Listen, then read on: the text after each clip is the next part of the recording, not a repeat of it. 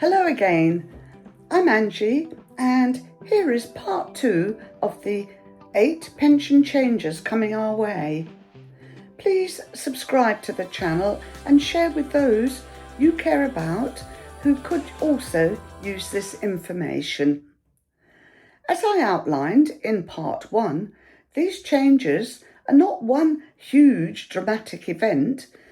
There are smaller, multiple changes, and some, as I was saying in part 1, might even call these stealth changes, which are quietly moving towards millions of us retirees all at once. Some affect taxation, inheritance, retirement age, pension withdrawals, and even how your pension itself may eventually be managed. And what makes this especially important is that many of these changes are not arriving through obvious headline taxes. They are happening slowly, structurally, administratively, and often quietly. So today I want to walk calmly and carefully through the 4 remaining changes which are coming our way. What they are, why they matter, who may be affected, and most importantly, what ordinary people like us should actually do under each situation. So today, let's carefully decode numbers 5 to 8 of the 8 pension changes. I've published the 2 parts at the same time, so you can follow on from one to the other without loss of continuity. And do let me know in the comments which of these pension changes affect you most and which concern you most. Change number 5, state pension age reviews. This is one of the most politically sensitive pension discussions in Britain. Let's look at the current position. We know the rise to age 67 is between 2026 and 2028 because it's already happening. But did you know that the rise to 68 between 2044 and 2046 is already legislated? But did you know also that these are ongoing discussions about whether future rises should happen earlier? Why? Because people are living longer overall, and governments fear the pension system becomes financially unsustainable long term. Here's an important reality. This creates a difficult social problem, in my opinion, because healthy life expectancy is not equal across society, is it? And some people work in physically very demanding jobs, while others work in offices. And these differences do affect us in later life, and that creates major fairness debates. So what must we do? Here are the actions. Number 1, check your own state pension age regularly. You'll find how to do this in my videos. And never assume without checking. Number 2, build flexibility into retirement timing if possible, especially if health issues exist, caring responsibilities exist, or your work is physically demanding. And number 3, protect your national insurance record. And again, you can check this on gov.uk. This becomes increasingly important to do this as retirement age rises. Change number 6 are retirement savings fears, because a major concern now exists across Britain that millions may not be saving enough for retirement. Here's the problem. Auto-enrolment does help enormously, but many contribution levels remain relatively low. At the same time, housing costs, energy bills, Food inflation and modern living costs have reduced people's ability to save. And many younger workers now face an uncomfortable reality. They may inherit a faster world, but not necessarily a more secure one. And we are led to believe that we can no longer rely on the state pension anymore to carry us through our retirement years, not only comfortably, but for the bare necessities. So what must we do? Here are some actions. Number 1, younger workers should engage with pensions early. Even small early contributions matter enormously over decades, so please do advise your younger family where you need to. Number 2, check employer contributions carefully. Free employer contributions are effectively part of your pay. And number 3, avoid completely ignoring pension paperwork. Even understanding your pot size, your provider, and your contribution level.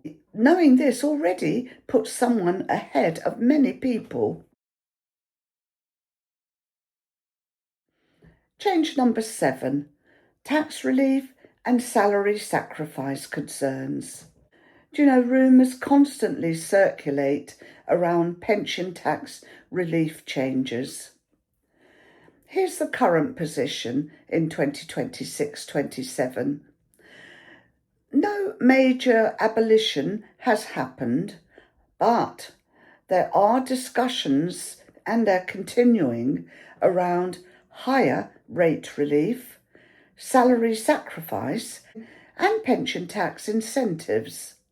Why is this? Well, because pension tax relief costs the Treasury billions each year, and they are looking very hard into making as many savings to take the pressure off the public purse as they can.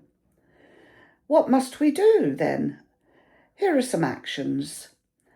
Use current allowances while these are still available, because future governments can and probably will change the systems.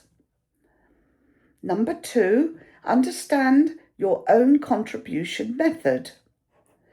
Many workers, you see, still don't know whether they use relief at source, whether it has been included in your net pay figure, or anything really about salary sacrifice. And action number 3, do review pension contributions during high earning years.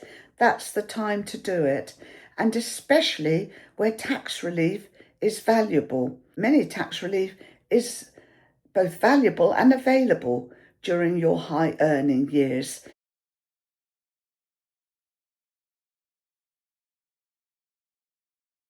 Here's change number 8, the final change.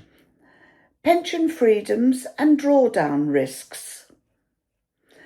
This may be one of the most misunderstood pension areas of all. Here's the problem. Since pension freedoms began in 2015, do you remember about that? Well, people gained far more control, apparently, over pensions, but with freedom came responsibility. And many retirees now face tax confusion, emergency tax, withdrawal mistakes, investment risks, and fear about running out of money. Some retirees now have more flexibility than any generation that went before them, but also more responsibility than any generation before them. So what must we do?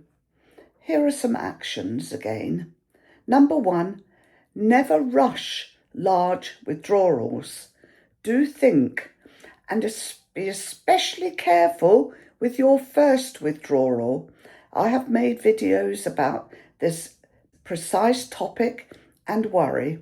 Do understand all about emergency tax rules. Many people are still shocked by this, but it becomes clearer once you understand it. And number 3, consider withdrawal sequencing carefully. And that means look carefully into the order that you take out or withdraw your money, because this order does matter and will affect how much tax you pay. And number 4, understand that drawdown is not free money, because your pension still needs to last, doesn't it? We don't know how long we have to live in most cases. Okay, so here's the final section. And once again, we look at that bigger picture. When you step back, all 8 of these pension discussions are pointing us towards that one much larger reality. Britain is entering a previously unexperienced demographic era. We have an ageing population. We have fewer workers supporting more retirees. We have rising healthcare costs, longer retirements, and we have increasing pressure on public finances, which is making the government look at any way they can to release money and put it towards other uses. That does not mean that we are in a catastrophic situation, but it does mean those old assumptions are changing. And perhaps that is why so many people now feel that modern financial life is becoming harder to fully grasp. But please remember, knowledge is still power. Understanding system still matters hugely. This is really the moment to understand, to organise, to simplify, and stay engaged with your own financial life. Because retirement itself is changing, and the people who understand those changes earliest are usually the people who cope with them best. If you found this video helped you understand more about what is changing, please do like, subscribe, and share it with somebody else trying to understand our modern pension system.